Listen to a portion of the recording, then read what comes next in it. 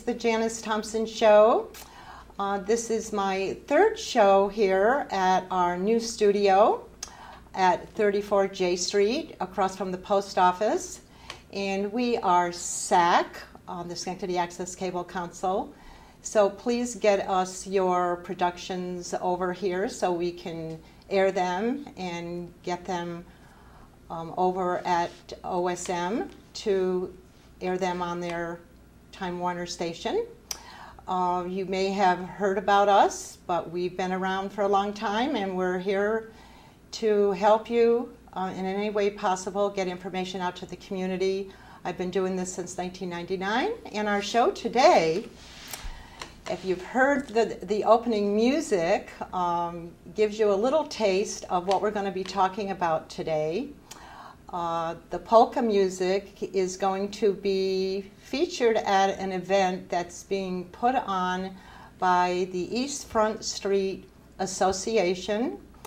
And we have 4 people here today that are going to add to our show. First, we're going to talk about the event itself. And I have next to me Chris Morris, spokesperson for this event.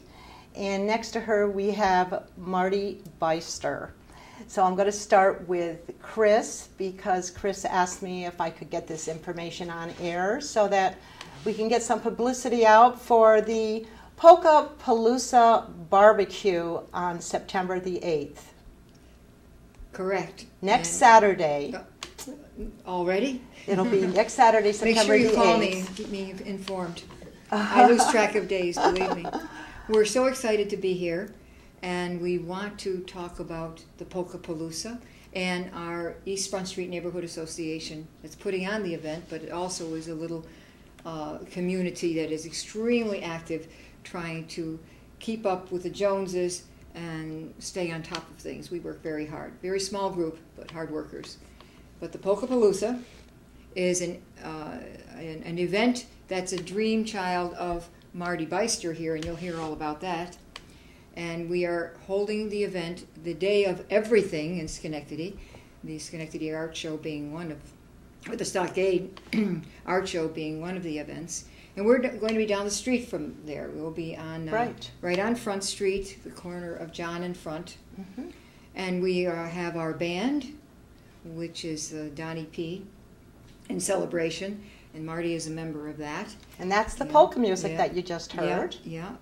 We're so excited about that. And of course, to go with the polka music is a barbecue. And it's called Texas Longhorn Barbecue. Figure that out. But anyway, it's going to be good food. And we're running the event from 1 to 7 on Saturday, the big day in Schenectady, Saturday the 8th. We will be having the barbecue from 1 to 4, and the music will be live from 3 to 7. So we're hoping all folks who come wandering up Front Street will take advantage of our festivities. We'll also be having a Chinese auction, and we're going to have a 50-50 raffle, and we have a porta potty in case that's needed. You never know. Good thinking there, Chris. Well, that's thanks to we have some organizers who are very good at thinking of all the details, and you will meet one of them later. So our event is something for the first time. We've never done this before. It's a huge venture for us, and as I said, we're very, very small. And the goal is to have fun and to bring people together. If we can raise a little money, that would be great, because we do work hard in our community to try to get things right to happen. And right now we're thinking we'd like to get some cameras in there, to help us out with things like graffiti and some wrongdoings and things like that. That will be good for our community. Some signage in our community is also what we're looking forward to. But it all costs money. But this event is mostly because it's all started with the thinking of Marty and his dream from a boy, and Marianne Rosito, who was an organizer in our community, and we'll be talking to her a little bit later. Yeah, you're going to hear a lot about the East Front Street Neighborhood association. Now, how many people are in the neighborhood, and then how many are in the association? Well, now there's a good question. Approximately. Our neighborhood is very tiny. We are, Mary Ann says 5.5 streets, I say 6 streets. We are part of Front Street, we are John Street, Monroe, River Street, Jefferson, and Madison. Madison. We can't forget those presidents. And that's it. That's us. We do go down to the Alco, the former Alco, and that's going to be a whole new venture for the whole community. It's really going to add to that. It'll be amazing because you'll have, if you go all the way on the other end of Front Street, you have the history back into the 1600s and before, way down in the stockade, and then you come up to something brand new, a new community at the other end. It's really going to be the antithesis of history. Yes. But we are very historical ourselves, and you're going to hear a lot of our history a little later on in the program. Definitely. Wow, that's exciting. And this is the first event, so we have to make it a great event, don't we? And I noticed it was in the community notes in the Gazette. Yes, of course. So somebody was responsible for getting that in there. And we are talking it up, as we would, because we want people to stop by. Yeah. And block parties are always fun, but we've never done this. And thanks to Marty and Donnie P., we're going to be just right out there. Well, here's a picture of the flyer that may be on the air already, but I'm showing it. In case you haven't seen it yet. And we have them. But it's a very colorful flyer, and it says bring a chair and your dancing shoes. And there's a cost on there, which isn't much.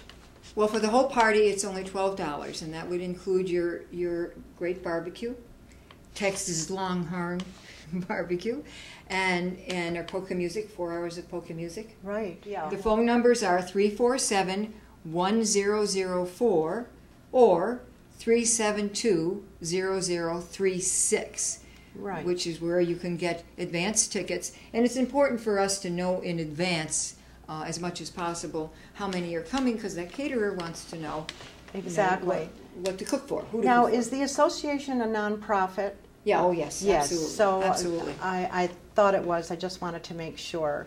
And there are many contributions happening here, not only from the people in the organization, like all of ourselves. We're all doing something to provide for this, but we have some local vendors who are also providing for us. For instance, the the Boulevard Bowl has offered, and it's going to be in our Chinese auction. The Boulevard Bowl is going to has given us 10 free tickets, so that would be something that at the auction, which I can tell you about even more. Yeah.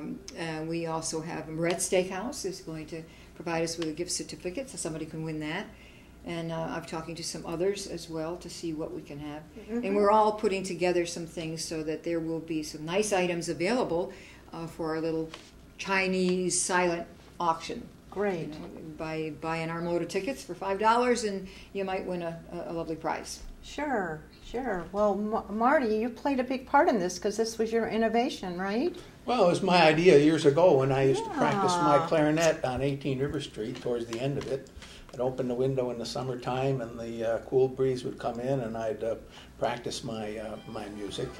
And my grandmother and my grandfather, they appreciated the polka music, so my instructor got me some polka music and I used to play that. And I can remember to this day by the window when I decided that that's what I wanted to do was play polka music. And because the window was open and I could see people out in the street, I said to myself, it'd be great someday to have a block party with some polka music. Unbelievable. And this is my chance to do it, so we're doing it. It took a lot of years, Marty. It did. So who did you talk to get it off the ground initially? Well, the idea, the name Polkapalooza, one of the band members, the drummer, Greg kept pushing me, or not pushing me, but bringing up this idea of, oh, we ought to have a big Polka-Palooza, which, that's his name, which fit very well with my idea. So it was his idea for the Palooza part. The name, yes. Yeah, And which my idea, means anything you want it to be, right? Anything you want it to be, exactly. So basically, I talked to Mary Ann, who's one in the neighborhood association. I've known her for many years. And we're going to talk to Mary Ann in a little while. And she said, "Well, why don't we go for it?" I said, "Really?" She says, "Yeah, let's do it." So that's the way it came about, and here we are. See, the organization. I hope everybody can come and enjoy. Yeah, we yeah. will. Well, I'm going to be there. Well, that's true. But what But I you need wanted more to, than me. what I wanted to mention was that when our group we were always meeting. We meet once a month. Marty is there as well, even though he doesn't live on River Street any longer. He still owns the property, but. When he got wind of the idea that we were trying to come up with a plan to how can we raise some funds, or what can we do as a little organization, what can we do? And so there was the thinking caps were on, and that's how that all worked out together during session. And Marty, and particularly the Recitos, Mary Ann and Carmela, and their good organizational thinking, and then the rest of us getting involved. And you asked how many. I thought maybe I didn't hear you because, and then I didn't want to ask you again. How many? Yeah, well, at a meeting you might have 10 people. Mm-hmm.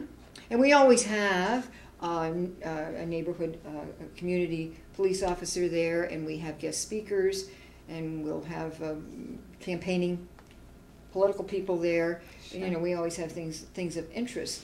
But by and large, this small core of people who are mainly owners, I was speaking with Mary Ann earlier today, mainly owners of properties in that little section. And I think I'm the only one who really is on a regular basis, and I do not own. I'm a property manager for the complex there, for a complex. Yes. However, I'm very interested in the community. I always like to have a perfect world, so I strive for that. And working with the organization gives you a little support. You're out there cleaning the streets or something, you can feel, well, I'm not the only one. Now, sometimes it feels like that. Does the association have a board? Not officially. We have president, Carmela Ricito, and is she still president, or is Mary Ann now president? Carmela's president. Vice president. Mary Ann is vice president. The Ricito ladies. Yes. Always in the community, and we have people in our community who are still from childhood. Their whole lives. Very few of those left. We become a rental community. Schenectady, so much of Schenectady has become that as well. So it's a challenge to impart our old world thinking and our old school thinking to folks who are passing through. Isn't that true? I want to add that I really I'm very fortunate to have this opportunity. I can remember when I was in the service, this idea kept coming up in my mind. I kept thinking about home, and I kept thinking about our neighborhood. I said, and at that time in the 70s, at about the end of my term in the service, there was a lot in the newspapers about people going back to their hometown and doing something for them, and that fit in with my idea of the Polka-Palooza. And I'm fortunate that I have a community to go back to. And the Ricitos. It's lovely to have you, kiddo. And so the Ricitos have been there as long as I have. I remember them when I was a child, and we do have a lot of people there and new people too that are interested in keeping the community going. And I'm very happy that that's happening. You went to elementary school? St. Mary's in Schenectady. Yeah. And Mount Pleasant High School. And then I went to college, RPI, and then I was in the service, the U.S. Navy.